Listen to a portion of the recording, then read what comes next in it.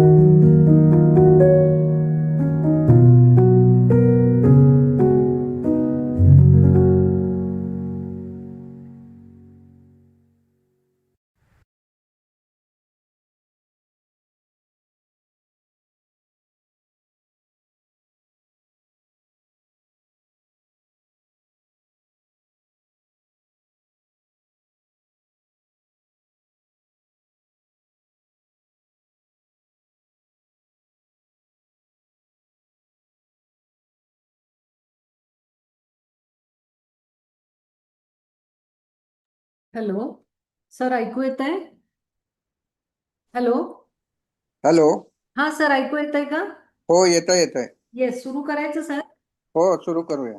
Okay, welcome to all of you for this series which Center for Publication Ethics has organized, Quality of Life and Reading. This is third lecture and I'm very happy and honored that we have with us Professor Vidyasagar sir with us today. Let me introduce him in very short time because we are little delayed and we want to hear you, sir.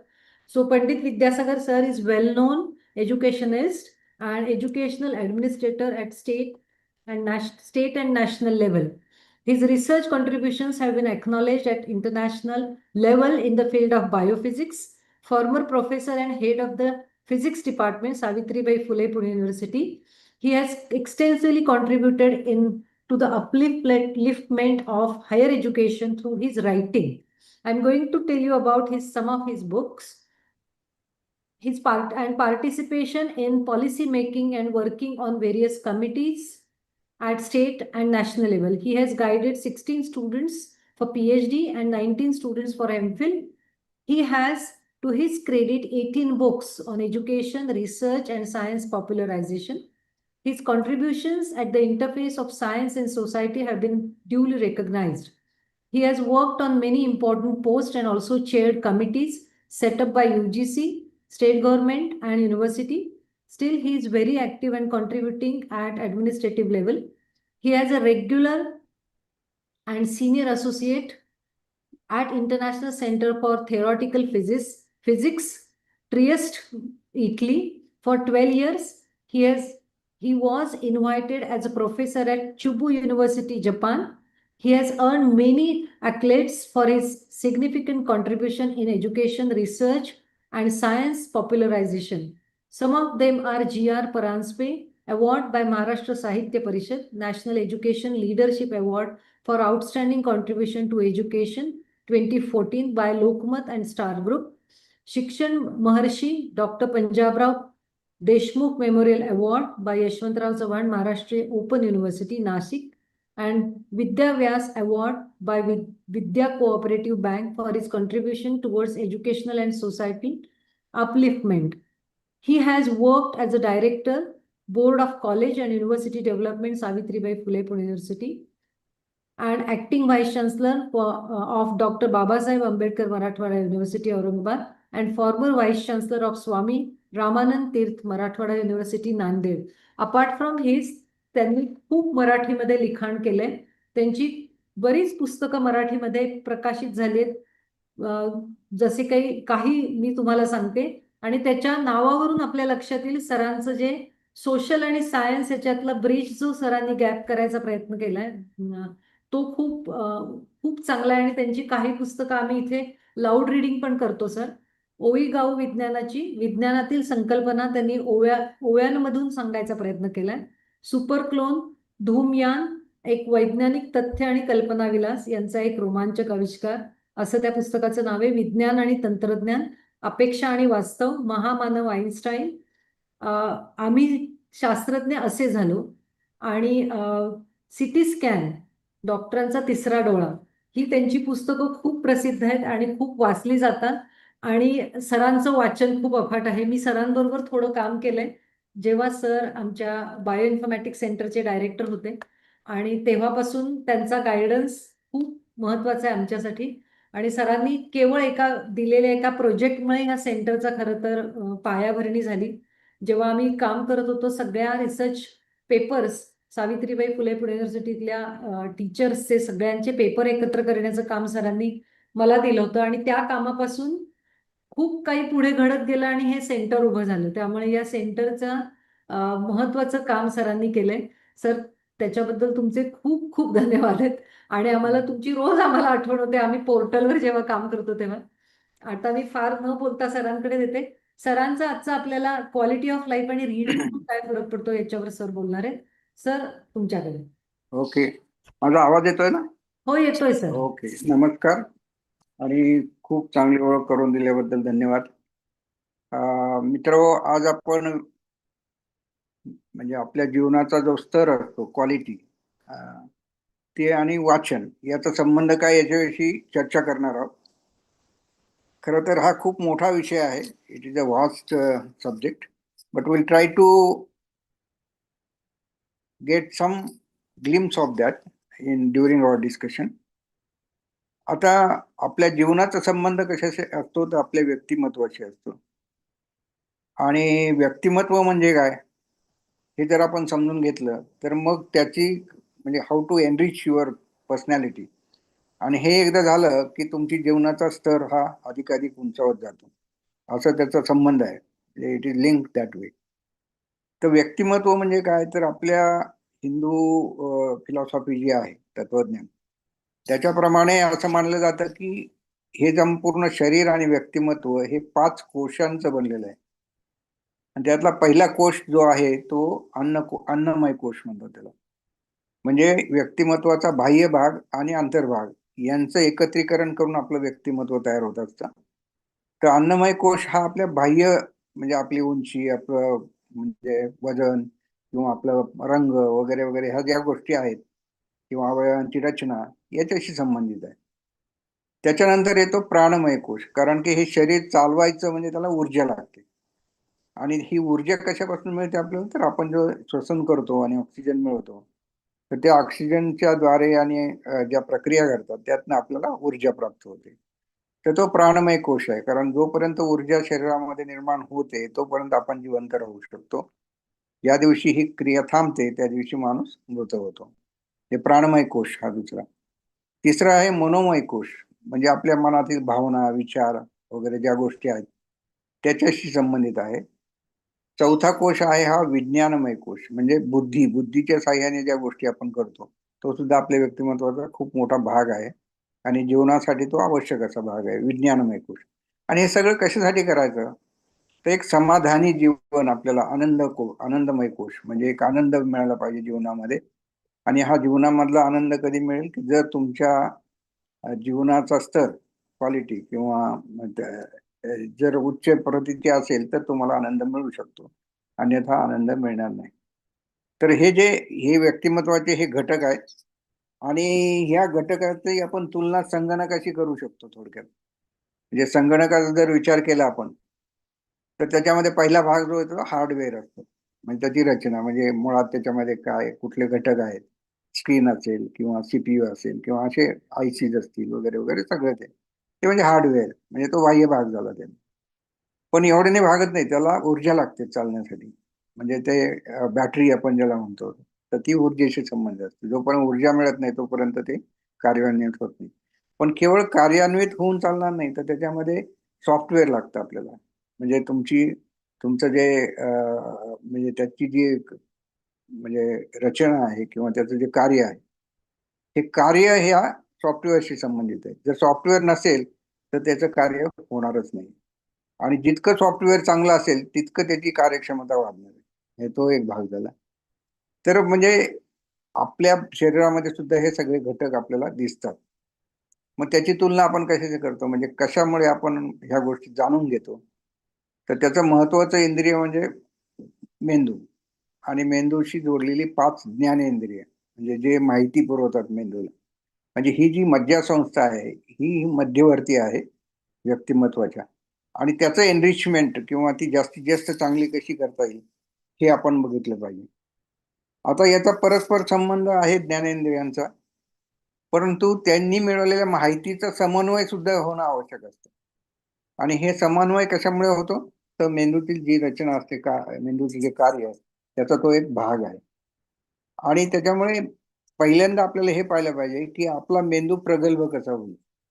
आणि मेंदू प्रगल्भ होण्यासाठी कुठल्या गोष्टींची आवश्यकता आहे, त्याच्यामध्ये अनेक घटक आहेत. कारण आपण ज्ञान मिळवण्याचे अनेक म्हणजे ज्ञान अनेक प्रकारे आपण मिळवू शकतो. पाहून मिळवू शकतो, ऐकून मिळवू शकतो, काही स्पर्शाने गोष्टी करतात.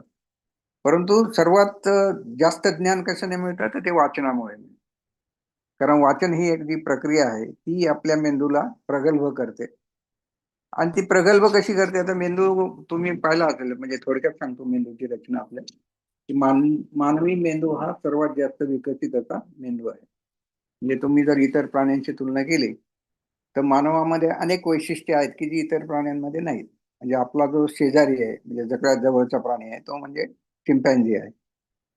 तर चिंपॅन्झींचा मेंदू आणि आपला मेंदू याची तुलना केली तर मानवी मेंदू हा अधिक प्रगत आहे. कारण आपण कल्पना करू शकतो, वाचू शकतो, भाषा आपण विकसित केलेली आहे, संगीताचं आपल्याला ज्ञान आहे, आपण कल्पना करू शकतो, भविष्याचा वेध घेऊ शकतो. या सगळ्या गोष्टी ज्या आहेत त्या मानव करू शकतात. चिंपांझी ते करू शकत नाही. त्यामुळे आपला जो मेंदू आहे हा अधिक प्रगत असा मेंदू आहे. परंतु गंमत अशी आहे की मेंदूचा आकार आणि मेंदूची कार्यक्षमता ही काही परस्पर संबंधित नाहीये तेवढं. म्हणजे मोठा मेंदू असेल तर तो अधिक प्रगल्भ आहे असं म्हणता येत नाही. म्हणजे असं कल्पना करा की एक मोठा मोबाईल तुमच्याकडे मोठ्या आकाराचा आहे, पण त्याच्यामध्ये जे सॉफ्टवेअर आहे ते जर कमी प्रतीचा असेल तर त्याचा काही उपयोग नाही. म्हणजे त्याच्यापेक्षा लहान आकाराचा मोबाईल हा अधिक चांगला कार्यक्षम असू शकतो. आणि हे का घडतं? तर ते त्याच्या सॉफ्टवेअरमुळे घडतं. तसं मेंदूमध्ये ज्या म्हणजे रचना तयार होतात किंवा नेटवर्क तयार होतं, ते नेटवर्क किती प्रगल्भ आहे याच्यावर मेंदूची कार्यक्षमता अवलंबून असते. आणि ते प्रगल्भ होण्यासाठी वाचनाचा खूप मोठा फायदा होतो. कारण वाचनामुळे काय होतं की हे नेटवर्क जे आहे ते तयार होतं. आणि मेंदूमध्ये अनेक केंद्र आहेत. म्हणजे दृष्टी केंद्र आहे, श्रवण केंद्र आहे, मोटर एरिया ज्याला म्हणतो तो केंद्र आहे, किंवा जो पुढचा भाग आहे त्याला निओ कॉर्टेक्स म्हणतात. तर तो भाग आहे की जो आपल्या higher functions of the brain ज्याला म्हणतात, म्हणजे विचार करणे, भाषा वगैरे वगैरे जी गोष्ट आहे, लक्ष केंद्रित करणे, ह्या ज्या गोष्टी आहेत त्याच्यामुळे घडत असतात. तर अशा अनेक केंद्र आहेत. आता ज्यावेळेस आपण एखादी गोष्ट पाहतो त्यावेळेस त्याची प्रतिमा जी असते ती दृष्टी केंद्रात जे पाठीमागच्या भागात आहे तिथे तयार होते. पण तेवढ्यावर भागणार आहे का? नाही. याची कल्पना आपल्या श्रवण यंत्रापर्यंत जायला पाहिजे. तर ती नसेल तर मग काय होईल की ऑडिटरी सेंटर ज्याला म्हणतात तिथपर्यंत गेले नाही तर तुम्हाला विचारले काय पाहिलं तुम्ही, तर तुम्ही सांगू शकणार नाही. कारण की ती माहिती तिथपर्यंत पोहोचलेलीच नाही. किंवा मेंदूचे दोन भाग असतात, हेमिस्फिअर्स, डावा आणि उजवा. तर एखादी माहिती जर डाव्या हेमिस्फिअर मध्ये गेली किंवा अर्धगोलामध्ये गेली तर ती उजवीकडे जायला पाहिजे. ती जर गेली नाही तर उजव्या बाजूला ती कळणारच नाही. आणि अशा अनेक गोष्टी आहेत की ज्याची केंद्र फक्त एका बाजूला आहे. जसं आपलं स्पीच सेंटर ज्याला म्हणतो, बोलण्याचं जे केंद्र आहे ते डाव्या बाजूला आहे. आणि समजा अशी परिस्थिती निर्माण झाली की आपण एखादी गोष्ट पाहिली आणि ती फक्त अर्धगोलात गेली आणि ती डाव्याकडे गेलीच नाही, तर काय होईल की तुम्हाला जर विचारलं काय पाहिलं तर तुम्ही सांगू शकणार नाही. आणि तुम्ही काय पाहिलं हे तुम्हाला माहिती आहे, ते आपल्या चेहऱ्यावरून कळतं किंवा आपल्याला काहीतरी दिसलेलं आहे. पण काय दिसलं हे तुम्हाला सांगता येणार नाही. म्हणजे मेंदूचे जे निर्णय केंद्र आहेत त्या केंद्रामध्ये परस्पर संबंध तयार होणं फार महत्वाचं असतं. आणि हे कशामुळे घडतं? वाचनामुळे अधिक चांगल्या प्रकारे घडतं. हे आपण लक्षात घेतलं पाहिजे. म्हणून वाचनाला खूप महत्व आहे. त्याचे भाग जे आहेत ते म्हणजे कसे की भाषा आहे, नंतर आठवण, स्मृती, म्हणजे एखादी गोष्ट आपल्याला आठवते ना, आता केवळ आठवून चालत नाही, ती उच्चारता पण आली पाहिजे. म्हणजे भाषेशी त्याचा संबंध आहे, ते केंद्र पण उद्दीपित व्हायला पाहिजे. म्हणजे ह्या सगळ्या गोष्टी एकत्रितपणे होण्यासाठी वाचन जे आहे ते फार महत्वाचं आहे. किंवा आता आपले लक्ष केंद्रित करणे किंवा भावनिक जे नियमन आहे, ते भावभावनांचं नियमन, ही फार मोठी समस्या ही लहानपणामध्ये असते किंवा कुमार वयामध्ये असते. त्या वयामध्ये जी मुलं असतात त्यांच्या भावना खूप तीव्र असतात. त्या छोट्या गोष्टींमुळे ते भडकतात किंवा त्यांच्या भावना तीव्र होतात. तर वाचन केल्यामुळे काय होतं की तुम्ही निरनिराळ्या भाव विश्वातून जात असता. एखादी कादंबरी जर तुम्ही घेतली तर त्याच्यामध्ये अनेक नवरस म्हणतो ना आपण, करुण आहे, बीभत्स आहे, भीषण आहे, वगैरे वगैरे सगळे. तर सगळ्या गोष्टी आपण अनुभवत जातो. आणि मग आपल्याला कळायला लागतं की आपण याच्यावर नियंत्रण कसं ठेवायचं. समजा आनंद झाला एखादी गोष्ट वाचून तर आपण काही उड्या मारत लगेच इकडे तिकडे फिरत नाही. आपण केवळ स्मित हास्य करतो आणि संपवतो. तर हे जे नियमन आहे, हे नियमन करण्याची क्षमता आपल्यामध्ये वाचनामुळे येऊ शकते. आणि ही फार महत्वाची बाब आहे की भावनांचं नियमन आपण कसं करू शकतो. त्यामुळे दीर्घकालीन आरोग्य जर टिकवायचं असेल मेंदूचं तर त्याच्यासाठी सुद्धा वाचन फार आवश्यक आहे. वाचनामुळे मेंदू सक्षम राहतो. तुम्ही लक्षात घ्या की मेंदूचं वैशिष्ट्य असं आहे की use it or lose it. तुम्ही जितका जास्त वापराल तितका तो जास्त तल्लख होईल. तुम्ही जर त्याचा वापर कमी केला तर तो गंजायला लागेल आणि त्याची क्षमता कमी होत जाईल. आणि म्हणून ह्या गोष्टी, तुम्ही साक्षर असणं, वाचन करणं, ह्या गोष्टी फार महत्वाच्या ठरतात त्या दृष्टीने, कारण तुमचा मेंदू हा तल्लख राहतो. आता मेंदूचा विकास कशा प्रकारे व्हायला पाहिजे हा भाग आपण पाहिला. परंतु माहिती जी असते मिळते आपल्याला, त्याच्यावर प्रक्रिया करण्याची क्षमता ही निर्माण व्हावं लागते मेंदूमध्ये. केवळ माहिती असून चालत नाही. त्या माहितीचं काय करायचं? तुम्हाला माहिती की आता सध्या माहितीचा स्फोट झाला, सगळी माहिती उपलब्ध आहे, पण त्या माहितीचं करायचं काय हे जर आपल्याला कळलं नाही तर त्या माहितीचा काही उपयोग होत नाही. आणि हे करण्यासाठी मेंदूमध्ये त्याच्यावर प्रक्रिया व्हावी लागते. एखाद्या गोष्टीचं संकल्पनेमध्ये रूपांतर व्हावं लागतं. म्हणजे एखादी गोष्ट माहिती असून चालत नाही, कारण त्या गोष्टीचा म्हणजे त्यातनं जो आपल्याला अनुभव मिळतो, त्या अनुभवाचा उपयोग आपल्याला तशाच प्रसंगी दुसऱ्या वेळी करता आलं पाहिजे. आणि हे कशामुळे शक्य होतं? तर त्याच्यामधनं आपण एक संकल्पना तयार करतो आणि ती संकल्पना आपल्याला माहिती असल्यामुळे बाकीच्या गोष्टी आपण मिळवू शकतो. एक साधं उदाहरण तुम्हाला देतो की तुम्ही समजा एखाद्या परक्या शहरात गेला, तर पत्ता कसा शोधायचा याची संकल्पना तुमच्या मनामध्ये पक्की असते की कुठून कोणाला विचारायचं, कुठून माहिती मिळवायची, डिरेक्टरीचा वापर कसा करायचा, लोकांना कसं विचारायचं, हे माहिती असतं तुम्हाला. त्यामुळे प्रत्यक्षात काय करावं लागणार हे जरी माहित नसलं तरी संकल्पना माहिती असल्यामुळे तुम्ही बरोबर तो पत्ता शोधून काढू शकता. तर ही जी प्रक्रिया आहे ही माहितीवर म्हणजे होण्यासाठी आवश्यक असते. आणि त्या प्रकारची क्षमता मेंदू ही तयार करतो आणि हे वाचनामुळे घडतं. हे फार महत्वाचं आहे. नंतर अक्षर ओळखतो आपण आणि अर्थ समजून घेतो. ही फार महत्वाची प्रक्रिया आहे, कारण याला कॉग्निटिव्ह ॲबिलिटीज म्हणतात आपल्या. की एखादा शब्द आहे, मग त्या शब्दाचा नेमका अर्थ काय आहे, त्याचे अनेक अर्थ कसे होऊ शकतात, वेगवेगळ्या प्रकारे तो शब्द कसा वापरला जाऊ शकतो किंवा त्याचे संदर्भ कसे बदलतात, त्याचे अनेक उदाहरणं तुम्हाला देता येतील. म्हणजे की एकच शब्द असतो, परंतु त्याचा उपयोग, आता शहाणा हा शब्द आहे आपण घेतला, म्हणजे क्लेव्हर. आपण जर उपरोधिकपणे म्हणाला की तू फार शहाणा आहेस, त्याचा अर्थ तो मूर्ख आहे असा होतो. म्हणजे शब्द तो आहे, एकच आहे, पण आपण जर एखाद्याला म्हणलं अरे मला खूप शहाणा आहेस हा तू, असं म्हणलं तर तो खरा शहाणा आहे, म्हणजे त्याचे आपण अप्रिशिएट करतोय. म्हणजे तोच शब्द आपण वेगवेगळ्या प्रकारे कसा वापरू शकतो याचं ज्ञान आपल्याला येणं. अगदी मागे आता आपण आर्टिफिशियल इंटेलिजन्स बद्दल बोलतो सगळ्या गोष्टी, तर ते भूषण केळकरांनी एक उदाहरण दिलं होतं त्याच्यामध्ये. तर गमतीचं उदाहरण आहे की समजा एका एका मुलाला सांगितलं की रेड लेबल घेऊन ये, तर तो दुकानदारांकडे जातो.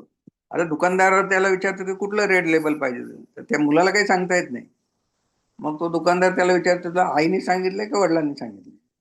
आईने सांगितलं असतं तर चहा देतो मी तुला, वडिलांनी सांगितलं तर तो काय देईल तुम्हाला माहिती. म्हणजे हे ज्या गोष्टी आहेत हे बारकावे हे, तर हे बारकावे आपल्याला समजता आले पाहिजे. त्यासाठी मेंदूचा विकास होणं आवश्यक आहे आणि हा विकास हा वाचनामधून होतो, याच आपल्याला माहिती पाहिजे. नंतर मी जो मगाशी मुद्दा सांगितला तुम्हाला की पाहणे, बोलणे, ऐकणे, वाचणे आणि अनुभव घेणे, हे निरनिराळ्या गोष्टी शिकण्याच्या प्रक्रिया आहेत. तर याचे फायदे आणि तोटे आहेत, तर ते आपण लक्षात घेतले पाहिजे. पाहण्यामध्ये काय होतं की आपल्या सगळ्या गोष्टी आयत्या मिळतात, म्हणजे आपल्याला काही करावंच लागत नाही, सगळं दिसतं समोर ना. त्यामुळे वाचण्याची आपल्याला तरती घ्यावी लागत नाही, ऐकतो आपण, पाहतो आणि आपण ती गोष्ट समजून घेतो. पण गंमत काय माहिती का की त्याच्यामध्ये लिमिटेशन आहे. म्हणजे ती माहिती फार बारकाव्याने आपल्याला देता येत नाही, कारण आपला अटेन्शन स्पॅन कमी असतो. आणि जर खूप रिगरसपणे सांगायला गेलो की एखादी गोष्ट पाहायला गेलो आपण तर कंटाळा यायला लागतो. म्हणजे मनोरंजक असेल तर आपण पिक्चर बघतो 3 तास किंवा 2 तास वगैरे, किंवा नाटक पाहू शकतो. परंतु मेंदूला अनालिटिकल किंवा विचार करण्याची जर म्हणजे गरज भासली तर मेंदू कंटाळतो, मग काय बघत नाही.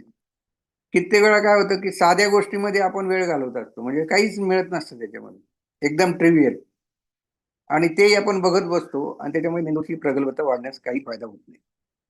ऐकण्यामध्ये लिमिटेशन्स आहेत, कारण तुम्ही केवळ सांगून एखादी गोष्ट समजून सांगता येत नाही. एखादी कॉम्प्लेक्स सिच्युएशन आहे किंवा एखादा आकार आहे की जो खूप म्हणजे गुंतागुंतीचा आहे, तर तो केवळ वर्णन करून नाही सांगता येत. आता आपण पूर्वी काय होतं की टीव्ही नव्हता आणि मग क्रिकेट मॅचची फक्त कॉमेंट्री आपण ऐकायचो. आता त्या कॉमेंट्रीवरून जे इमॅजिनेशन होतं होतं ते काही बरोबरच असेल असं काही नाही.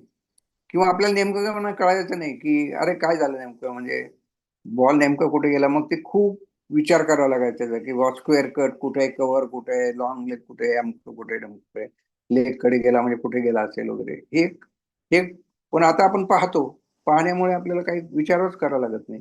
पण त्याचा उलटा परिणाम होतो की ज्यावेळेस आपण विचार करतो त्यावेळेस मेंदूची प्रगल्भता वाढते, आपलं व्यक्तिमत्व हे एनरिच होतं आणि आपलं जीवन जे आहे त्याच्यामुळे ते जास्त चांगलं किंवा क्वालिटी ज्याला म्हणतो आपण त्याप्रमाणे त्याचा विकास होतो हे आपण लक्षात घेतलं. वाचण्यामध्ये काय होतं, वाचणं खूप म्हणजे वेगळं असं एक स्टिम्युलस आपल्या मेंदूला मिळतं वाचण्यामुळे. एखादी गोष्ट आपण वाचली तर त्याच्यातनं आपल्या मनामध्ये जे चित्र निर्माण होतं, ज्या भावना निर्माण होतात, ज्या गोष्टी आपण कल्पना करतो, त्याला काही अंत नसतो. आणि गंमत म्हणजे त्याच्यामुळे आपल्या क्षमता वाढतात आणि आपण इतर गोष्टींची सुद्धा कल्पना करू शकतो. आणि हे वाचनामुळे घडतं आणि त्यामुळे वाचन अनुभव ज्याला म्हणता येईल तो सर्वांनी घेतला पाहिजे. त्याच्यामुळे तुमचं जीवन घडू शकतं. म्हणजे एक उदाहरण सांगतो की आम्ही शास्त्रज्ञ असे झालो हे जे माझं पुस्तक आहे. हे पुस्तक म्हणजे 94 शास्त्रज्ञांनी एक 2-2 पानांमध्ये लिहिलेलं आहे की आम्ही शास्त्रज्ञ कसे झालो. तर मला लक्षात म्हणजे वाटलं की ह्या सगळ्यांमध्ये कॉमन काय आहे, कशामुळे यांचं जीवन चांगलं झालं, समृद्ध झालं. तर त्यातला एक फॅक्टर जो होता तो म्हणजे पुस्तक वाचणे हा होता. आणि तो आवर्जून सगळ्यांनी सांगितला होता की आम्ही वाचन केलं, त्यातनं आम्हाला एखादा ग्रंथ सापडला, त्या ग्रंथामुळे आपल्याला जीवनाची दिशा कळली आणि ती दिशा एकदा कळल्यामुळे आमचं जीवन समृद्ध झालं आणि आम्ही नोबेल प्राइज पर्यंत जाऊ शकलो. म्हणजे एवढा वाचनाचा परिणाम आहे किंवा वाचनाचं महत्व हे एवढं आहे. त्यामुळे वाचन करणं ही आपली नित्याची बाब असली पाहिजे.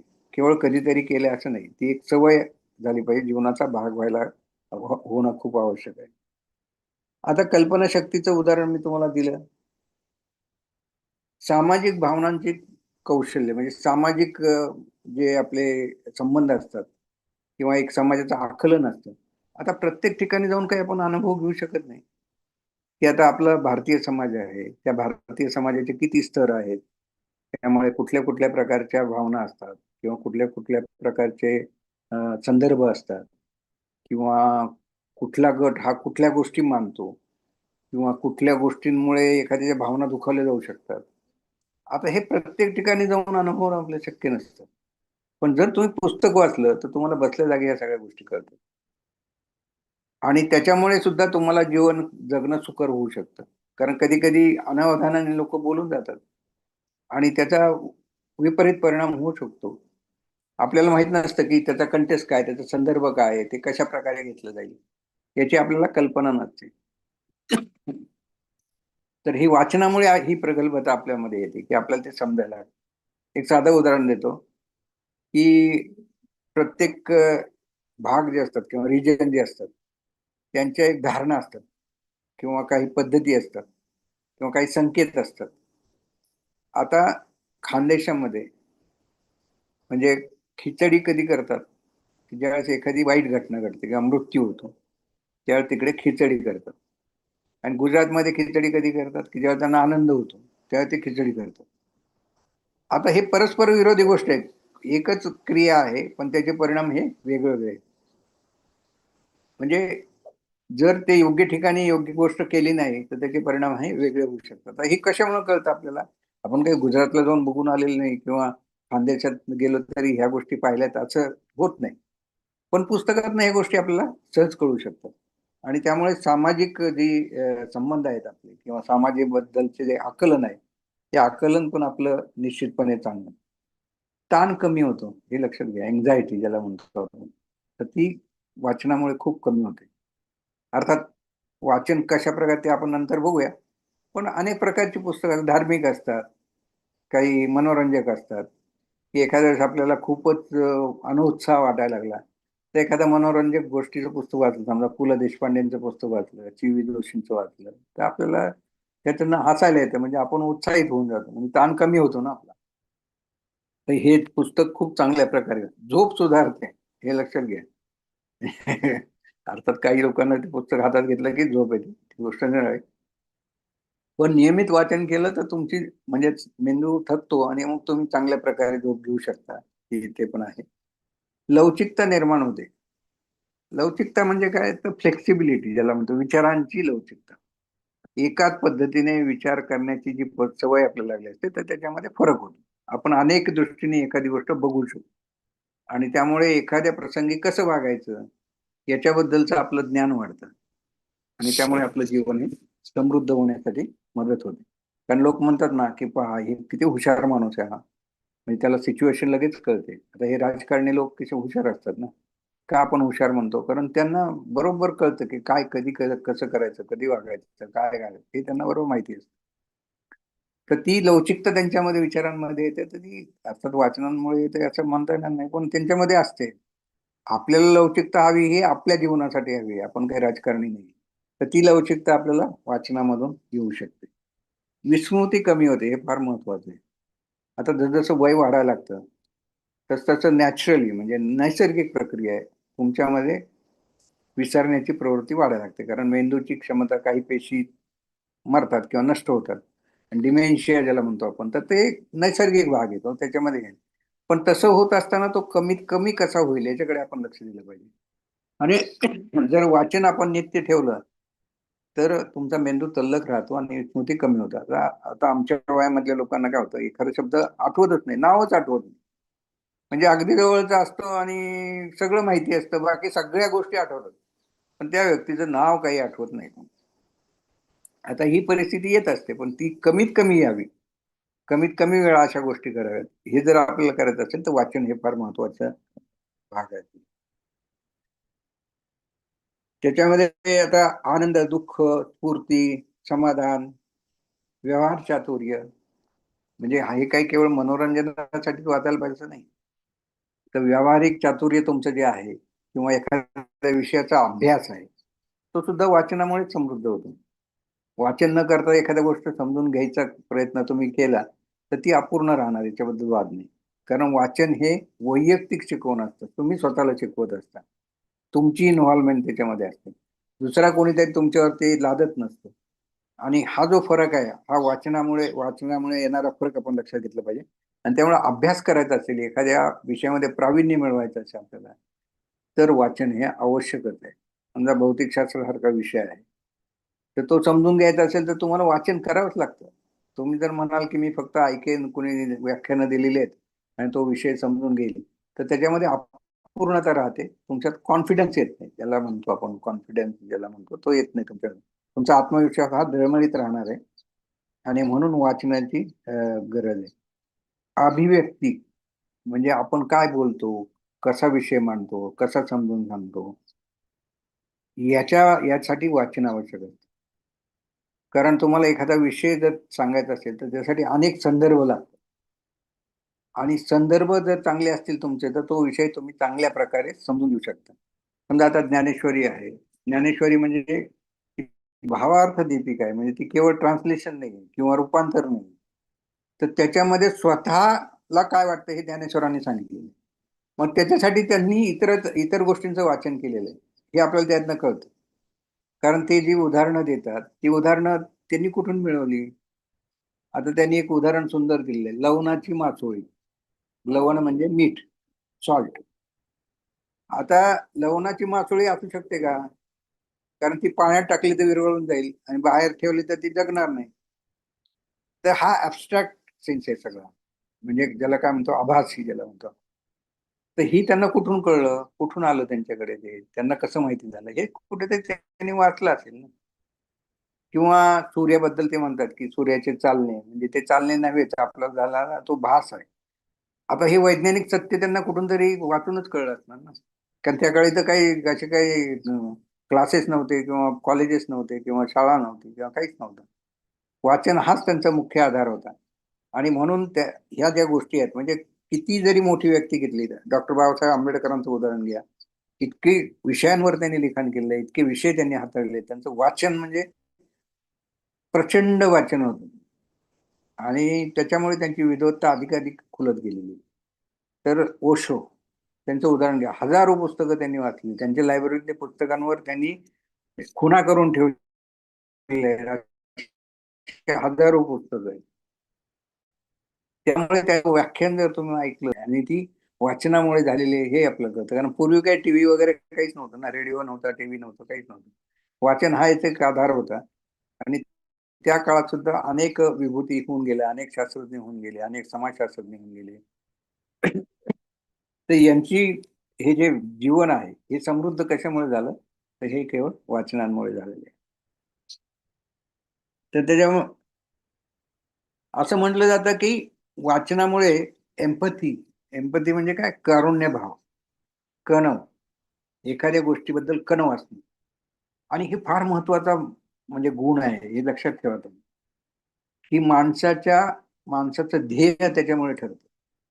हे लक्षात घ्या की पैसा, प्रसिद्धी, पद ह्या गोष्टी गौण होत जातात. मग तुम्ही कशासाठी काम करायचं? तुम्हाला पैसा मिळालेला आहे, तुम्हाला पद मिळालेलं आहे, तुम्हाला प्रसिद्धी मिळालेली आहे, तरी मी काम का करू, असा विचार येणं साहजिक आहे ना मनामध्ये. पण तुम्ही सत्या नडेलाचं पुस्तक वाचा, हिट रिफ्रेश म्हणून त्यांची बायोग्राफी, त्याच्यामध्ये खूप सुंदर त्यांनी सांगितलेलं आहे की मी का काम करतो.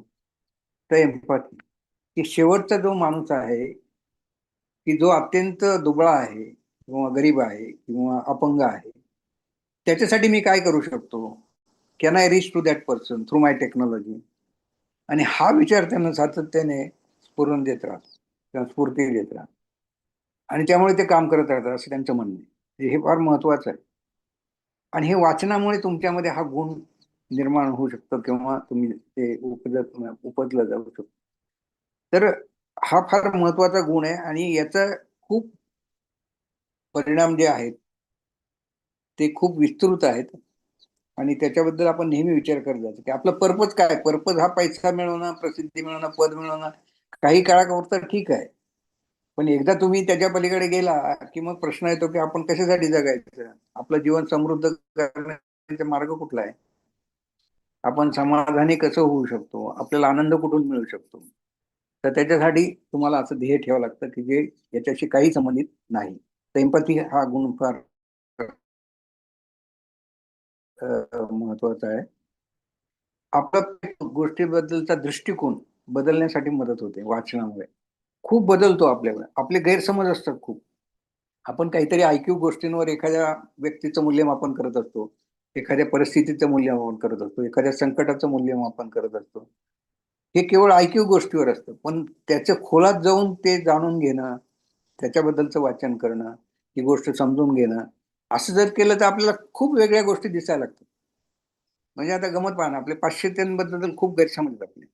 म्हणजे आपला दृष्टीसमोर जे चित्र आहे ते म्हणजे स्वच्छंद, स्वैराचारी, अमकं डमकं असं आपण बघतो किंवा ते दारू पिणारे वगैरे वगैरे. पण त्यांचे गुण जे आहेत ते आपल्याला कळतच नाहीत, कारण आपण त्यांचा अनुभव घेतलेला नाही, त्याच्याबद्दल वाचन केलेलं नाही, त्यांची जीवनचरित्र पाहिलेलं नाही की ते कसे काम करतात, काय करतात. म्हणजे 98% शोध हे पाश्चिमात्यानेच लावलेले आहेत, लक्षात घ्या अलीकडच्या काळात. मग ते कसे लावले त्यांनी, त्यांच्या पुढे ध्येय नाही का, त्यांच्या जीवनामध्ये शिस्त नाहीये का, किंवा त्यांनी अभ्यास केलेला नाहीये का, किंवा त्यांना म्हणजे ह्या सगळ्या गोष्टींच्या प्रश्नांची उत्तर आपल्याला त्यातनं मिळायला लागतात. आणि ते विचाराचे कसे म्हणजे शब्दाचे कसे पक्के असतात की एकदा त्यांनी शब्द दिला तर ते मागे हटत नाही, हे लक्षात घ्या. आपण तसे बऱ्याच वेळा शब्द देऊनही पाळत नाही, ही आपली प्रवृत्ती. तर ह्या गोष्टी आपल्याला कशा कळतात, ह्या वाचनामधून कळतात. तर ह्याच्यासाठी वाचन हे खूप महत्वाचं आहे असं मला वाटतं. नंतर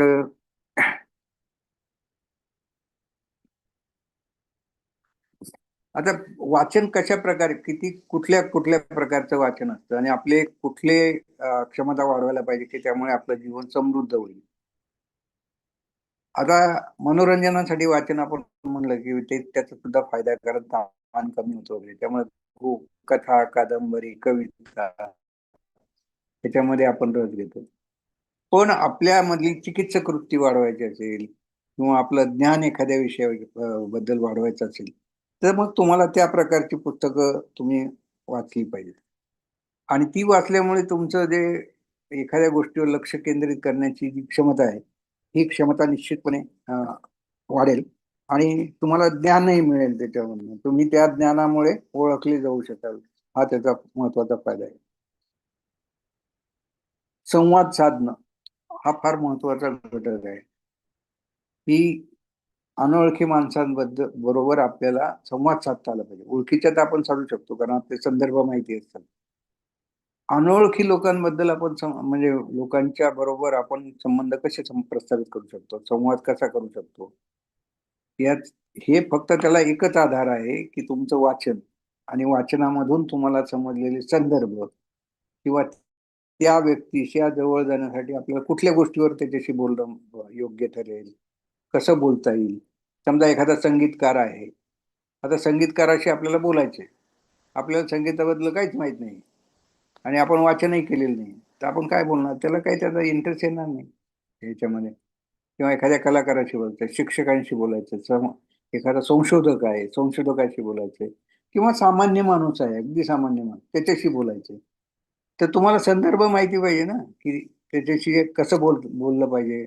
महाराष्ट्रातल्या समजा तुम्ही ग्रामीण भागात गेला आणि तुम्ही कशा प्रकारे त्या व्यक्तीला ग्रीट करायला पाहिजे किंवा तुम्ही जर शेक हँड केला तर त्याला तो तेवढा फार कम्फर्टेबल राहणार नाही, पण तुम्ही हात जोडून नमस्कार केला आणि राम राम म्हणाला तर त्याला जवळीक वाटू शकते ना.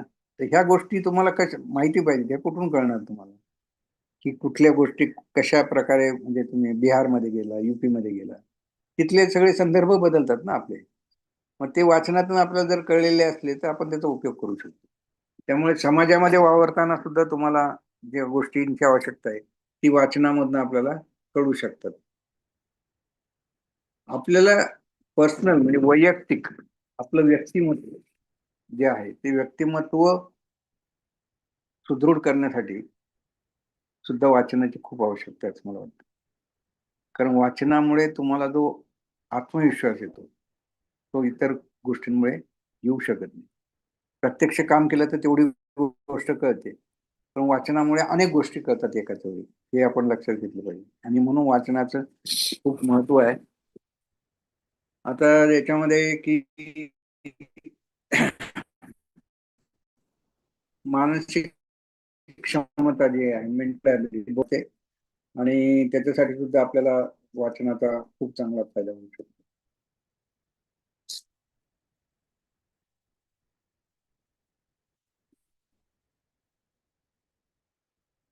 आपला जो अहंकार असतो ना तो कमी होतो बऱ्याच वाचनामुळे. वाचनामुळे इतक्या गोष्टी कळतात आपल्याला की मग आपल्याला असं वाटतं की आपल्याला काहीच माहिती नाही. कारण कित्येक वेळा आपला इग्नोरन्स असतो, आपल्याला असं वाटतं असं आपल्याला सगळंच माहिती किंवा ही गोष्ट नीटपणे कळलेली आहे. पण ज्यावेळेस आपण त्याच्यावर तो पुस्तक वाचायला लागतो त्यावेळेस आपल्याला वाटतं अरे आपण याचा विचारच केला नाही. एक उदाहरण सांगतो, हॉटेल नावाची कादंबरी इंग्लिशमध्ये खूप मोठी कादंबरी म्हणजे प्रसिद्ध कादंबरी. ती कादंबरी तुम्ही जर वाचली तर तुम्हाला असं कळायला लागतं की अरे किती गोष्टी असतात त्या हॉटेलमध्ये, त्याच्याबद्दल आपण कधीच विचार केलेला नाही किंवा आपण हॉटेलमध्ये गेलेलो आहे अनेक ठिकाणी, पण त्या गोष्टी आपल्याला आपल्या नजरेसमोर आल्याच नाहीत किंवा आपण त्याचं कधी कॉग्निझन्सच घेतलं नाही. 500-600 पानांचं पुस्तक केवळ एका हॉटेलवर आहे. एअरपोर्ट पण असंच आहे. अशा अनेक आहेत. ते जर तुम्ही वाचले तर मग तुम्हाला ते कळतं की अरे आपल्याला बऱ्याचशा गोष्टी माहिती नाही आणि म्हणून वाचनाची सवय ही फार महत्वाची आहे. आता काय वाचावं हा प्रश्न तुम्ही विचाराल. काही वाचावं असं माझं मत आहे. तुम्हाला माहित म्हणजे एक सांगतो पर्सनल अनुभव की माझं जे पहिलं जे काळ होता आयुष्याचा 7वी पर्यंत तो अतिशय खेड्यात गेला. मराठवाड्यातलं एक खेडेगाव होतं आणि 1960च्या शतकामध्ये माहितीचा उपलब्धता नव्हती एवढ्या प्रमाणात. गावात एकच वर्तमानपत्र यायचं आणि रेडिओ एकाच माणसाकडे होता आणि त्याच्यामुळे आम्हाला वाचनाची धडपड म्हणजे खूप वाचावंच वाटायचं पण वाचायलाच काही नाही मिळायचं. मग आम्ही अक्षरशः म्हणजे किराणा मालाच्या दुकानामध्ये जे कागद वापरतो पुढे करायला, त्याच्यावरचा मजकूर वाचत बसायचो. किंवा ते वर्तमानपत्र वाचायला आम्ही धडपडायचो. उभं राहून ती ठळक ज्या असायच्या हेडलाईन तेवढ्याच वाचता यायच्या, ते वाचायचो आम्ही, कारण जवळ येऊ द्यायचं नाही कोणी. तर अशी परिस्थिती होती. किंवा पुस्तकं जी उपलब्ध होते ते इतकी किरकोळ होती. बाबुराव अर्नाळकरांची 4 आण्याला एक पुस्तक मिळायचं. एक काय 15-20 पानांचं पुस्तक असायचं, ते काही रहस्य कथा वगैरे असायची त्याच्यामध्ये. पण ते आम्हाला इतकं अप्रूप वाटायचं, पण ते घेण्याची ताकद नव्हती किंवा कुवत पण नव्हती, तर ते सुद्धा मागून आणावं लागायचं. मग कित्येक वेळा तासाच्या बोलीवर आम्ही ते मागून आणायचो आणि मग ते वाचून परत करायचं. तर अशा प्रकारे काही वाचल्यानंतर तुम्हाला गोडी निर्माण होते वाचनाची, वाचनाची सवय लागते. मग कसं वाचावं हे कळतं. बऱ्याच वेळा डोकं दुखायला लागतं लोकांचं एक पॅराग्राफ वाचलं, कारण त्यांना कसं वाचावं हे कळेल नसतं. आणि मग कसं वाचावं हे कळलं की मग त्याच्या वाचनाचा वेग वाढतो. तुमचा वेग वाढला की तुमचा आकलनाचा वेग वाढतो. अनावश्यक गोष्टी कशा टाळता येईल हे तुम्हाला समजतं. पुस्तकाचं मर्म काय आहे हे तुम्हाला कळतं. किंवा एखादा पॅराग्राफ आहे त्याच्यामधनं काय घ्यायचं हे तुम्हाला कळतं. आणि तुमची प्रगल्भता वाढते आणि त्याचा तुमचा उपयोग तुम्हाला परीक्षेमध्ये सुद्धा होऊ शकतो. कॉम्प्रिहेन्शन ज्याला म्हणतो ना आपण, असे प्रश्न असतात. किंवा जीआरई जी परीक्षा आहे त्या परीक्षेसाठी सुद्धा अशा प्रकारचे प्रश्न असतात की एक पॅराग्राफ दिलेला असतो आणि मग त्याच्यावरचे प्रश्न असतात. तुम्हाला ठराविक वेळात त्या प्रश्नांचं उत्तर द्यायचं असतं. तर ते आकलन कसं करायचं ही तुम्हाला त्याच्यातनं कळतं. म्हणजे कसं वाचावं हे आपण शिकवलं. किती वाचावं, कितीही वाचावं, वाचायला काय मला हे येत नाही, म्हणजे काय असं काही लिमिट नाही. तुमची क्षमता जेवढी असेल, तुम्हाला कंटाळा येणार नाही किंवा तुम्ही त्याचा आनंद घ्याल इथपर्यंत तुम्ही वाचू शकता. इंटरमिटंटली वाचू शकता. आत्ता एक वाचलं, एक तासभर वाचलं, मग विश्रांती घेतली, मग पुन्हा वाचलं. असं करत करत तुम्ही एक पुस्तक 5-6 दिवसामध्ये छानपैकी संपवू शकता. पण तुमचा इंटरेस्ट कायम ठेवला पाहिजे त्याच्यामध्ये. तुमचं पुस्तकाची निवड तुम्ही कशी करता त्याच्यावरती अवलंबून आहे. आणि चांगली पुस्तकं वाचली तर चांगला परिणाम होईल, वाईट पुस्तक वाचली तर वाईट परिणाम होईल. ते पुस्तक काय तुम्हाला तुमच्यात काही फरक करणार नाही. तुम्ही काय करता त्याच्यावर अवलंबून आहे. निर्णय तुमचा आहे. तो काय पुस्तक ठरवणार नाही की पुस्तक घेऊन मग तुम्हाला सांगत नाही की मला वाच म्हणून. तुम्ही पुस्तकाकडे जाता, त्यामुळे तो निर्णय तुमचा आहे. कुठे वाचावं, कुठेही वाचावं. माझा सगळा अभ्यास पीएचडीचा हा लोकलमध्येच झालेला. त्यामुळे काही असं काही बंधन नसतं कुठे वाचायचं म्हणून. पण लाज वाटण्याची काही गरज नाही. आपण व्यवस्थित वाचू शकतो. एकदा त्या पुस्तकात रमलो की भोवती काय चाललंय याचं आपल्याला भान राहत नाही. आणि त्याच्यामुळे आपला वेळही वाचतो, सत्कारणी लागतो. अनेक गोष्टी आपल्याला करता येतात की ज्या वेळेअभावी आपण करू शकलेलो नसतो. पॅरलल प्रोसेसिंग ज्याला म्हणतो, एका वेळी अनेक गोष्टी करण्याची पण तुम्हाला सवय लागते. आणि याचा खूप प्रचंड फायदा होऊन तुमचं जीवन चांगलं समृद्ध निश्चितपणे होतं. तर तुम्हाला काही माझ्या याच्यातले एक, आता मी जे काम केलं त्याच्याबद्दल सांगतो की त्यात मला वाचनाचा कसा फायदा. एक तर म्हणजे लहानपणामध्ये, म्हणजे लहानपणी प्रवास करणं शक्य नव्हतं. त्यामुळे प्रत्यक्ष जाऊन कुठल्या गोष्टी पाहणं ही आमच्या आवाक्याच्या बाहेरची गोष्ट होती. मग ह्या गोष्टी कुठून कळल्या मला? ह्या वाचनामधून कळल्या. आणि त्यामुळे मी जरी कुठे गेलेलो नसलो किंवा कुठे भेट दिलेली नसेल, एखाद्या पाहिलं नसेल, तरी त्या ठिकाणाबद्दलची माहिती मला असायची. आणि पुढे ज्या ज्या वेळेस मला तिथे जाण्याचा योग आला, त्यावेळेस मला त्या गोष्टी समजून घेण्यामध्ये अडचण पडली. हा मुख्य फायदा मला वाचनाचा. आता हे वाचनामुळे माझं किती फायदा झाला तुम्हाला सांगतो. एक शिक्षक म्हणून मी चांगल्या प्रकारे योगदान देऊ शकलो. विषयाची आवड असल्यामुळे, वाचन असल्यामुळे एक चांगला शिक्षक म्हणून मला मान्यता आहे. म्हणजे पुणे विद्यापीठाचा उत्कृष्ट शिक्षक पुरस्कार मला मिळालेला आहे. आणि हे केवळ वाचनामुळे झालेलं आहे. आम्ही ज्यावेळेस पाटण म्हणून गाव आहे सातारा जिल्ह्यात, तिथे महाविद्यालयात होतो. अतिशय खेड आणि सगळी वानवत होती. म्हणजे काय यासारखं मॉडर्न कॉलेज वगैरे असलं काही नव्हतं. पण तिथे लायब्ररी माझ्या ताब्यात होती. म्हणजे तिथल्या जे लायब्ररीयन होते, तर त्यांना कळलं की मला वाचनाची आवड आहे. तर त्यांनी लायब्ररीची किल्लीच मला देऊन टाकली होती की मी कधी जाऊन कुठलंही पुस्तक वाचू शकतो. आणि त्याच्यामुळे मला एवढा फायदा झाला की माझं म्हणजे प्रगल्भता वाढली, विषयाबद्दलचं ज्ञान वाढलं. आणि त्यानंतर मी मोठमोठ्या शहरात आलो, पुण्यात आलो, मुंबईत आलो, नगरला शिकलो, परदेशात गेलो. पण मला कुठेही संकोच वाटला नाही किंवा कोणाशी बोलण्यामध्ये काही अडचण आली नाही. म्हणजे जर्मन शास्त्रज्ञांशी बोलणं किंवा ब्रिटिश शास्त्रज्ञ काहीच अडचण आली नाही, कारण मला संदर्भ माहिती होते. आणि संदर्भ माहिती असले की तुम्ही त्याचं कोरिलेशन ज्याला म्हणतो ते योग्य प्रकारे करू शकतो आणि त्याचा मला फायदा झाला, मी शिक्षक म्हणून. दुसरं जे केलं मी ते म्हणजे लेखन केलं. लेखन म्हणजे आमचे जे शोध निबंध आहे वगैरे वगैरे ते तर केलेच, म्हणजे पीएचडीची थेसिस वगैरे. आता गंमत काय व्हायची माहिती का, की एक हुशार म्हणून नाही सांगत, पण एक हे सांगतो की कशा गोष्टी करू शकतात. की माझे जे विद्यार्थी होते ते कॉन्व्हेंट एज्युकेटेड होते आणि मी मराठी माध्यमातून शिकलेलो होतो. आणि त्यामुळे कधी कधी त्यांना थोडा गर्व वाटायचा की बुवा आम्ही कॉन्व्हेंट मधून शिकून आलो, इंग्लिश मिडियम मधून आलेलो आहे. आणि त्यांचा गर्व कुठे कमी व्हायचा लगेच, की जर समजा एखादा पॅराग्राफ त्यांना लिहायला सांगितलं तर त्याच्यामध्ये 100 चुका झाल्या. म्हणजे एक्सप्रेशन वाईज असेल, ग्रॅमॅटिकल असतील किंवा संदर्भ किंवा त्याच्यामधला फ्लो, हे त्यांना काहीच जमायचं नाही. आणि मग ते खजील व्हायचे एकदम. मग मी त्यांना सांगायचो की असं नाही, ह्या गोष्टी दोन गोष्टी वेगळ्या आहेत. एक बोलणं वेगळं आहे, लिहिणं वेगळं आहे, वाचणं वेगळं आहे. या तिन्हींचा समन्वय केला तर तुमचा फायदा आहे. आणि मग त्याचीच तपासायला माझ्याकडे आले की मग रडकुंडीला यायचे. परत परत परत परत त्यांना हे करावं लागेल. तर हे याचं कारणच मुळात असं आहे की वाचन कमी. आणि वाचन कमी असलं की या गोष्टी करू शकतात. मी लेखन व्यतिरिक्त म्हणजे माझ्या शोधनिबंध वगैरे ते तर लिहिले, पण वृत्तपत्रीय किंवा हे जे लेखन आहे लोकांसाठी लिहिणं, आता ते कुठून मला समजलं, हे वाचनातूनच माझी ती कला विकसित झाली किंवा ती क्षमता विकसित झाली. कारण अनेक पुस्तक वाचल्यानंतर आपल्याला कळतं की पुस्तक कसं लिहिलेलं आहे, विषयाची मांडणी कशी केलेली आहे, त्यात कुठे संदर्भ घेतलेले आहेत, हे सगळं तुम्हाला कळायला लागतं ना. आणि मग ते कळलं की तुम्ही त्याचा थोडा प्रयत्न केला की ते जमायला लागतं तुम्हाला. आणि तशा प्रकारचं माझं लिखाण मी केलं. त्यामुळे कथा, कविता, कादंबरी हे सगळे विषय मी हाताळले. त्यामुळे हे केवळ वाचनामुळे झालेलं आहे, कारण मी संत साहित्य सगळं वाचलेलं आहे. त्यात ज्ञानेश्वरी आहे, दासबोध आहे, नामदेवांची आहे, तुकारामांची गाथा आहे. हे सगळं झालंय. विज्ञानावरची पुस्तकं वाचलेली आहेत, कादंबऱ्या वाचल्या आहेत, वि. स. खांडेकर असतील किंवा सगळे मराठीतले सगळे लेखक मी वाचले.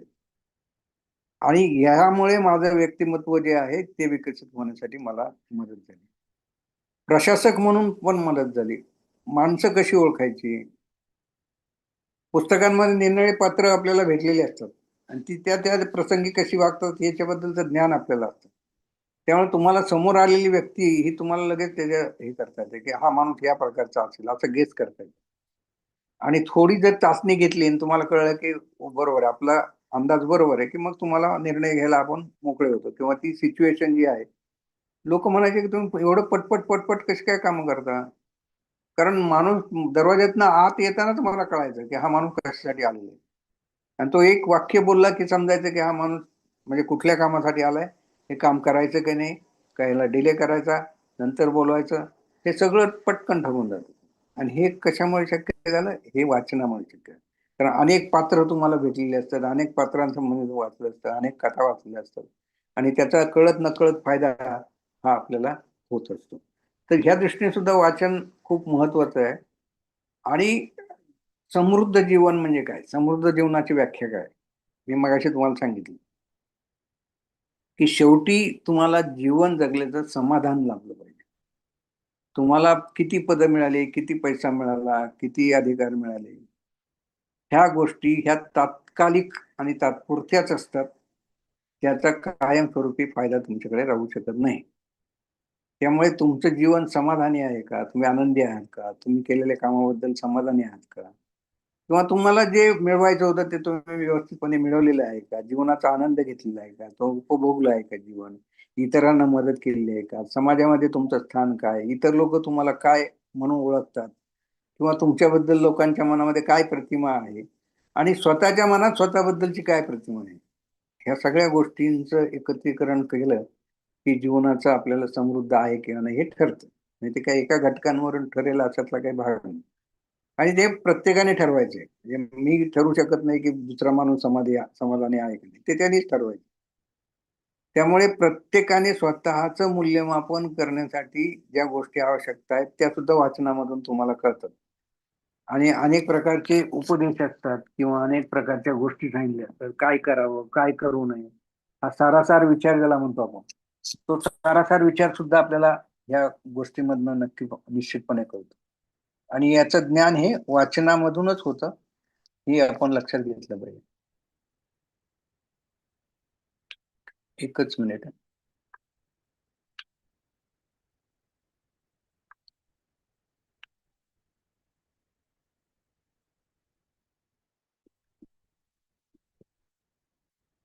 आता लोक म्हणतात की बुवा तुम्ही एवढ्या गोष्टी एका वेळी कशा करू शकता. म्हणजे आता मी आता तर म्हणजे तसं निवृत्त आहे मी, तरी अजून बऱ्याच गोष्टी करतो. परंतु ज्यावेळेस मी प्रत्यक्ष कामात होतो त्यावेळेस प्रशासन करत होतो, शिकवतही होतो, संशोधनही करत होतो आणि लिखाणही करत होतो. आणि ह्या एकाच वेळी सगळ्या गोष्टी कशा करू शकतात,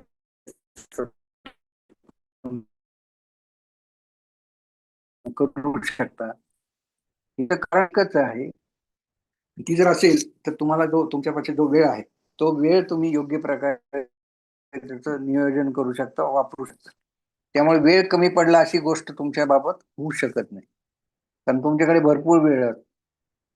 आपण एखाद्या गोष्टीसाठी जेवढा वेळ द्यायचा तेवढाच वेळ दिला पाहिजे. त्याचं उदाहरण नारळीकर होतं. नारळीकर खूप छान सांगायचे ते, की एक बादली घेतली आपण आणि त्या बादलीमध्ये काही दगड टाकले, तर बादली भरली का? नाही. त्यात आपण छोटे छोटे दगड टाकू शकतो. बादली भरली का? नाही. आपण त्यात वाळू टाकू शकतो. बादली भरली का? नाही. त्याच्यामध्ये पाणी टाकू शकतो. म्हणजे एवढ्या गॅप वेळेमध्ये, आणि त्या मग मात्र आपल्या म्हणजे कमतरता भासत नाही. आणि ह्या सगळ्या गोष्टी कुठून कळल्या आपल्याला? तुम्ही कराल तसं तसे ह्या गोष्टी तुम्हाला कळायला लागतात. की आता मी सुपर क्लोन नावाची कादंबरी लिहिली. आता त्यातलं बीज काय आहे? की डॉली नावाचं जे म्हणजे मेंढी होती, तिची उत्पत्ती एकाचपासून आईपासून केली, फक्त वडिलांनी म्हणजे नराचा काही तिथे संबंध आला नाही. हे एवढाच एक कन्सेप्ट येतो क्लोनिंगचा.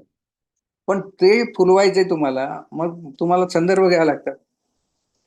मग ही गोष्ट कुठे घडू शकते, मग त्याच्यासाठी तुम्हाला इमॅजिन करावं लागतं की कुठे घडू शकेल. मग त्याच्यामध्ये पाश्चात्य शास्त्रज्ञ आहेत, भारतीय शास्त्रज्ञ आहेत, त्यात स्त्रिया आहेत, त्यात पुरुष आहेत.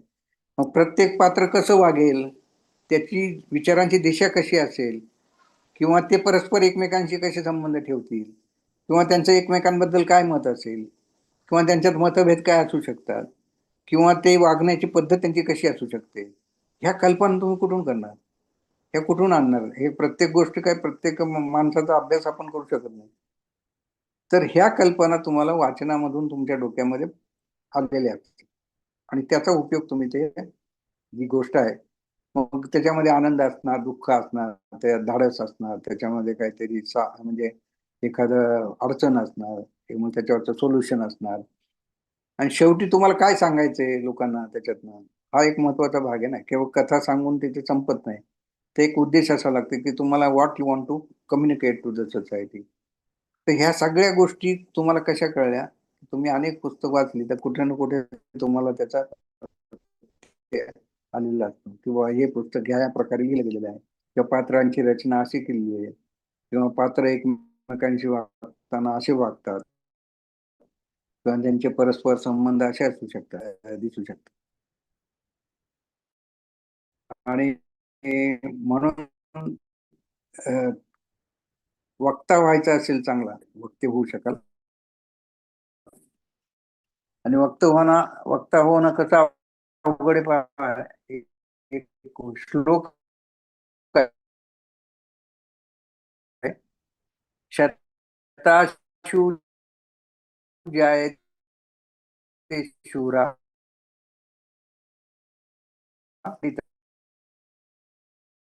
वक्ता सहस्रेषु दाता भवती. 1,000 माणसामध्ये एक सापडतो, परंतु वक्ता त्यामध्ये एकच असतं. आणि वक्ता जर तुम्हाला व्हायचं असेल तर तुम्ही वाचन करणं अत्यंत आवश्यक आहे. तर शेवटी आपण एक म्हणजे सांगतो तुम्हाला की माणसाचे व्यक्तिमत्व हे त्याच्या माहिती, ज्ञान, आकलन आणि विचारांवर अवलंबून. शरीराची ठेवण, उंची, कपडे या गोष्टी दुय्यम स्वरूपाच्या असतात. वाचनामुळे मेंदूच्या विकासाला चालना मिळते. केवळ शब्दांच्या साहाय्याने वातावरण निर्मिती करण्याचे आव्हान मेंदूला पेलावे लागते.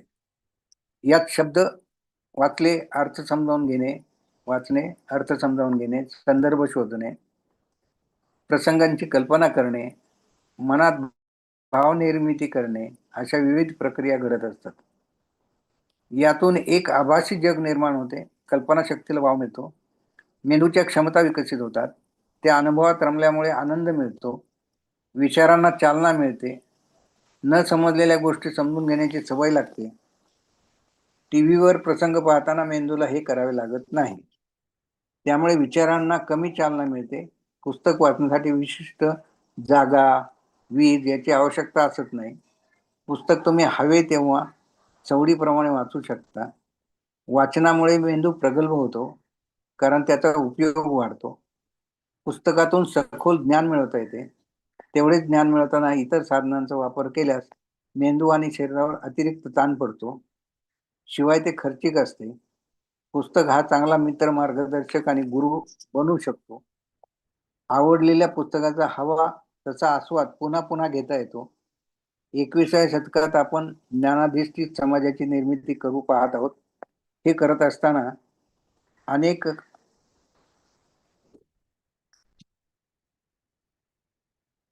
अपरिहार्य म्हणजे हे आकलन करणं अपरिहार्य ठरणार आहे.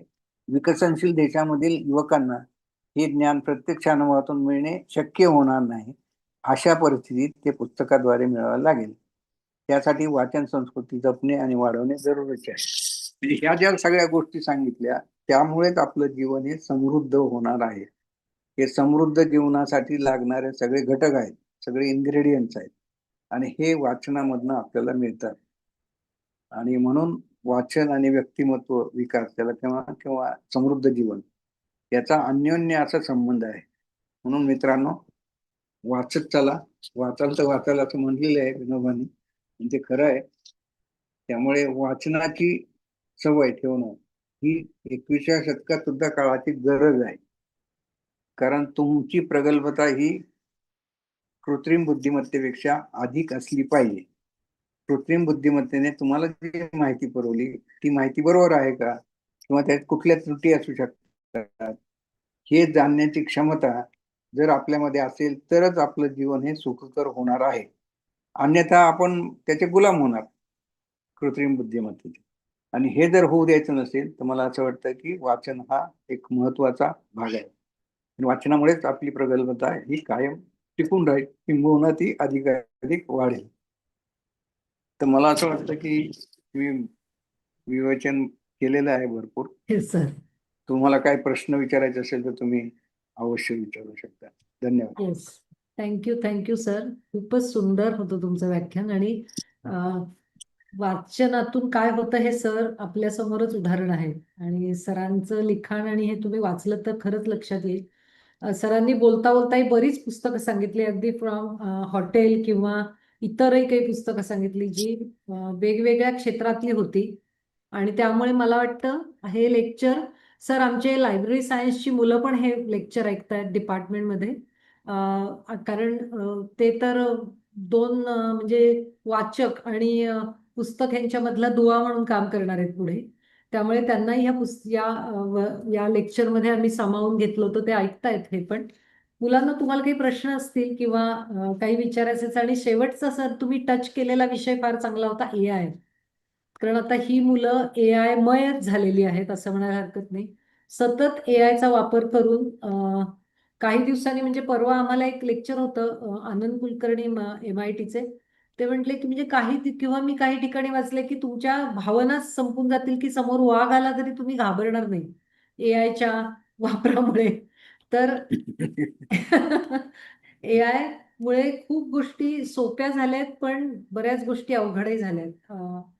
कोणाला काही प्रश्न आहेत का?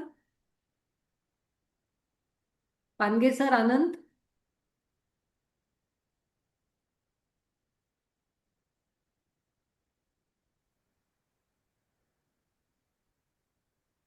असा आवाज हा येतोय. सर, विषय बोला. कळला का? पानगे सर, अनम्यूट करा. Okay okay okay. मला प्रश्न नाही सरांना काही खरं म्हणजे, पण हा. सरांचं ऐकताना आता अर्थात आपण सरांचं खूप वेळा ऐकलेलंच आहे, म्हणजे तुमचा आवाज ऍक्च्युअली तुटतोय. व्याख्यानं पण सरांची ऐकलेली आहेत.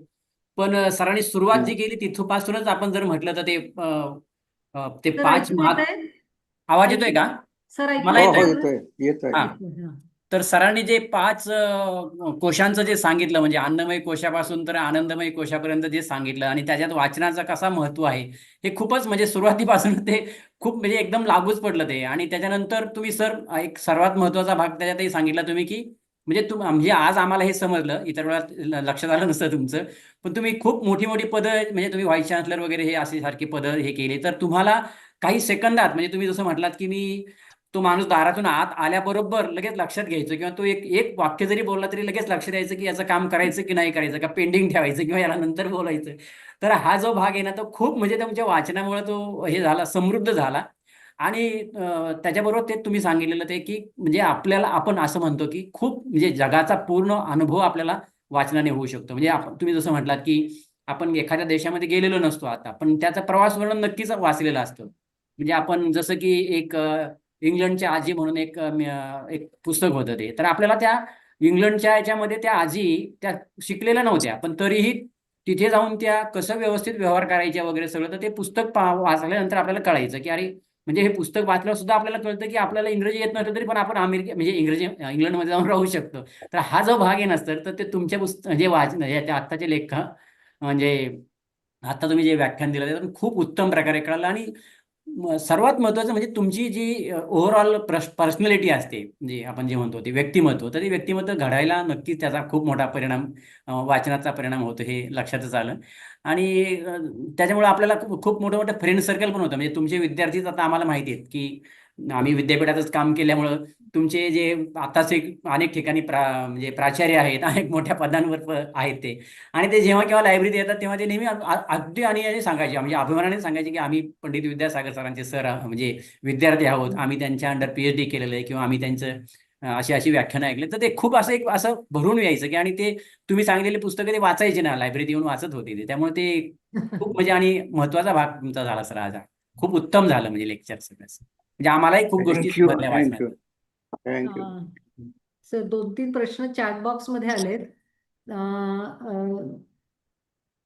सत्याश्री विचारतायत की AI मुळे ब्रेन रॉट याबद्दल तुमचे खरंच काय मत आहे? ब्रेन रॉट होतो मी तर का? मगाशीच सांगितलं ना, यूज इट हो. Or lose it. येस. वापरला नाही तर तो निकामीच होणार आहे. हो. आणि त्यामुळे वापरणं फार महत्वाचं आहे. खरंच. आणि खरं खूप वापरून झाल्यानंतर काही काळाने लक्षात येतं, तोही आम्ही सर काही उलटे सुलटे प्रयोग करून बघतोय. चॅट जीपीटी वरती मी आणि सर एक पेपर लिहितोय की चॅट जीपीटीनी तयार केलेलं टेक्स्ट कसं ओळखायचं. आणि लायब्ररी सायन्सला आम्हाला लिगसी खूप लॉंग आहे की आम्ही उत्तमच सोर्सेस लायब्ररीत घेतो, त्यामुळे आम्ही त्याला बऱ्याच क्रायटेरिया लावतो की हे उत्तम का आहे. तर हे करत असताना आम्हाला लक्षात आलं की याच क्रायटेरिया थोड्या अजून ऍडव्हान्स करून जर आम्ही AI जनरेटेड टेक्स्टला लावले तर आम्हाला लगेच लक्षात येईल. कारण आता सर एक नुकतंच स्प्रिंगरनी AIचा वापर करून लिहिलेलं पुस्तक प्रसिद्ध केल्यानंतर रिट्रॅक्ट केलंय. अच्छा. पुस्तक रिट्रॅक्ट करणं हे जरा आम्हाला नवीनच वाटलं, कारण आर्टिकल्स रिट्रॅक्ट होत होती. पण पुस्तकच अख्खं पुस्तक रिट्रॅक्ट केलं, कारण त्यांना त्याच्यामध्ये जवळजवळ 30-40 रेफरन्सेस हे चुकीचे बनवलेले दिसले. आणि ते त्यांना अरे वा. पब्लिश होईपर्यंत सापडले नाहीत, पण पब्लिश झाल्यावर कोणी ना कोणी लक्षात आणून दिल्यावर त्यांनी ते अख्खं पुस्तक रिट्रॅक्ट केलं. तर हे लिहित असताना, हा पेपर आम्ही लिहित असताना आम्ही काही आमच्या क्रायटेरिया लावल्यात की टेक्स्ट कसं आहे, त्याचा पॅटर्न आहे का नाहीये, ह्याबद्दल आम्ही लिहितोय. आम्ही तुमच्याशी नक्कीच कॉन्टॅक्ट करू सर. इंटरेस्टिंग झालंय ते पेपर खूप. चालेल. एक प्रश्न आहे सर, विशाल विचारतायत की सुपर क्लोन पुस्तकाबद्दल सर थोडक्यात सांगाल का काही माहिती तुमच्या? सुपर क्लोन हा म्हणजे याची कल्पना जी आली ती डॉली जी निर्मिती केली आईच्या पेशीपासून. तर ते क्लोनिंग म्हणजे त्याच्या ती आईसारखीच हुबेहूब दिसत होती. येस. पण मानवी क्लोन का तयार करू नये हा. आणि आर्टिफिशियल इंटेलिजन्स वाढवत नेण्यापेक्षा ह्युमन इंटेलिजन्स आपलं वाढवता येईल का? आणि मग त्याच्यावर एक प्रोजेक्ट घेतात सगळे आणि अशा माणसाची निर्मिती करतात की त्याच्यामध्ये खूप क्षमता जास्त असतात सामान्य माणसापेक्षा. हम्म. म्हणजे त्याच्यामध्ये की आता कल्पना करा की रात्री दिसतं प्राण्यांना, ती क्षमता आहे. किंवा आपली ऐकण्याची क्षमता 20 ते 20 हजार आहे, तर त्याच्याऐवजी वाढवून 120K वगैरे करणं. म्हणजे हे जे प्राण्यांमध्ये ज्या ज्या गुणधर्म आहेत जे माणसांमध्ये नाही ते पण त्याच्यामध्ये टाकले. त्याची आकलन शक्ती कशी वाढेल, प्रगल्भता वगैरे वगैरे करून एक सुपर ह्युमन तयार करतात आणि मग त्याला ते अवकाशात पाठवतात. आणि कल्पना अशी असते की तो सगळी माहिती तुम्हाला कळवेल आणि तुम्ही ज्या प्रकारे त्याला सांगाल त्याप्रमाणे तो काम करेल. आणि गंमत अशी होती की एक दिवशी तो काय करतो की तो यांच्यावरच मात करतो, म्हणजे ती सगळी सिस्टीम स्वतःच ताब्यात घेतो. आणि हम्म. मग प्रश्न निर्माण होतो की त्याच्याशी डील कसं करायचं, अशी ती कल्पना आहे. अच्छा. आणि मग ते ते शेवटी म्हणजे प्रश्न विचारला की आपला उद्देश काय नेमका, टेक्नॉलॉजी डेव्हलपमेंटचा आपला उद्देश काय आहे. म्हणजे मानवाची म्हणजे मानवासाठी आहे का विनाशासाठी आहे, का असे प्रयोग करणं कितपत योग्य आहे, किंवा संशोधन करताना नीतिमत्ता तुम्हाला असणं का नसणं याच्याबद्दलचं काय मत आहे, असे अनेक प्रश्न शेवटी उपस्थित केले. अशी ती सुपर क्लोनची कल्पना आहे. ती खूप गाजली, ती साप्ताहिक हो. सकाळने सिरियलाइज केली होती. हो. तिचं कन्नडमध्ये भाषांतर झालं, हिंदीमध्ये झालं हम्म. आणि ती MA मराठीला पुणे विद्यापीठामध्ये अभ्यासक्रमात होती ती. येस. आणि जगातलं हे पहिलं उदाहरण आहे की फिजिक्सच्या प्रोफेसरची कादंबरी मराठीमध्ये MA ला मराठीमध्ये. आहे. नाही नाही, ते ते सर खूपच छान आहे ते. आणि आम्ही बरीचशी तुमची पण पुस्तकं आमच्या इथे घेतलीत सेंटरमध्ये, त्याचं वाचन करण्यासाठी आणि या मुलांना दाखवण्यासाठी. पुढचा एक प्रश्न आहे professor Nitin. Will the next generation survive without reading or any new media will play a role? No no no no, reading करावंच लागणार आहे. मग तुम्ही ते याच्यावर केलं काय, कॉम्प्युटरवर केलं काय, पुस्तकावर केलं काय, काय त्यांनी काही फरक पडणार नाही. पद्धत बदलेल वाचायची, पण वाचण्याशिवाय काय पर्याय नाही. तुम्हाला काही एकदम तुमच्या ब्रेन मध्ये तर काही अजून ट्रान्सफर करता येत नाही ना इन्फॉर्मेशन सगळी. हा. म्हणजे ते काही शक्य नाही आता सध्या तरी. त्यामुळे तुम्हाला ते तुमचा मेंदू प्रगल्भ करायचा असेल तर वाचनाशिवाय तुम्हाला दुसरा काही उपाय असं मला वाटतं. येस.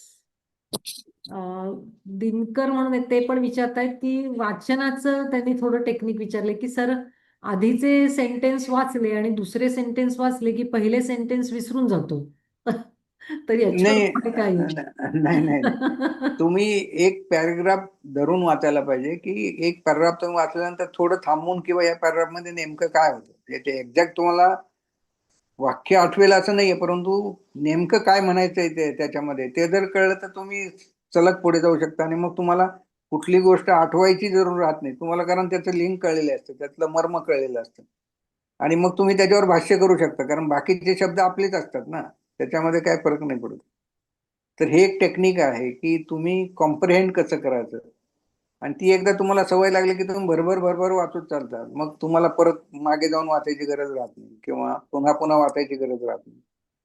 तर ते एक असतं. किंवा कधी कधी पुस्तकाकडे पाहिल्यावर कळतं तुम्हाला त्या पुस्तकामध्ये काय, इतकी तुमची प्रगल्भता वाढू शकते. म्हणजे त्यामुळे तुम्ही नुसतं चाळलं जरी ती पुस्तक प्रकरणाची नावं जरी वाचली तरी पुस्तक कळतं तुम्हाला की याच्यामध्ये काय असणार आहे.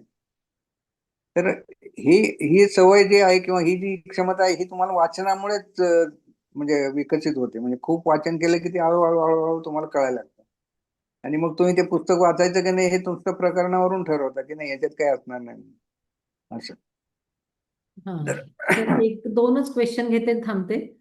रिचा विचारतायत की there is a horizontal reading which means reading tweets or reading on internet basically skimming on the surface online, and vertical reading which is reading books physically.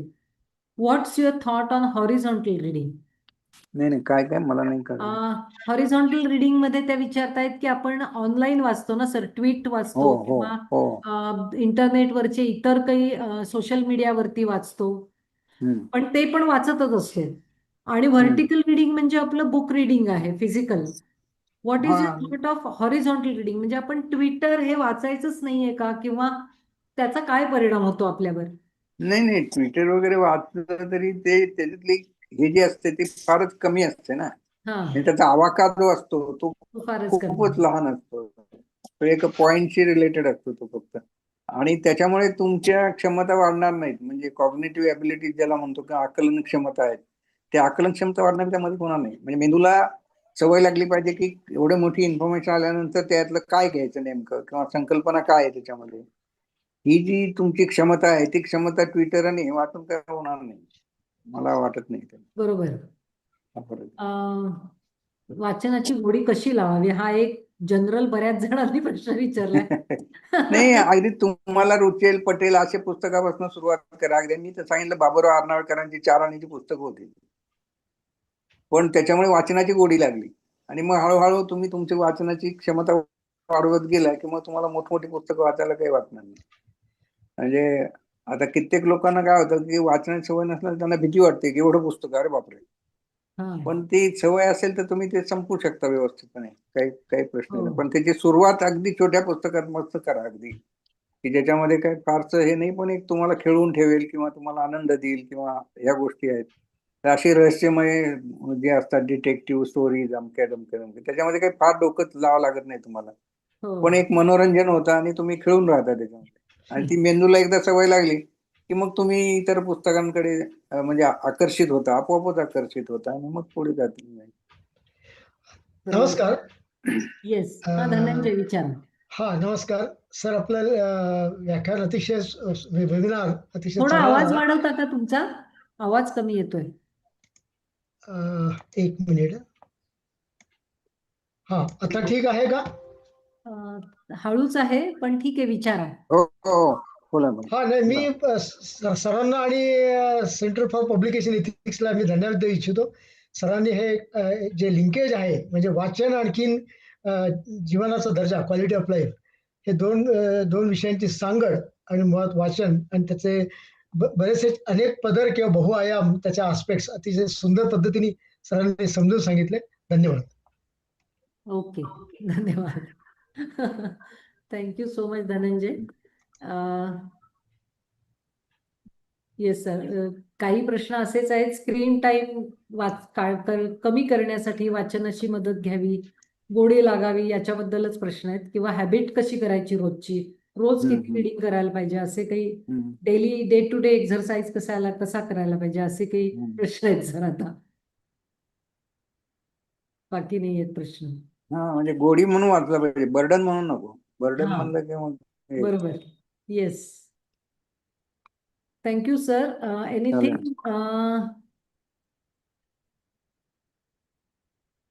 Yes. There are few more. Yes, no questions.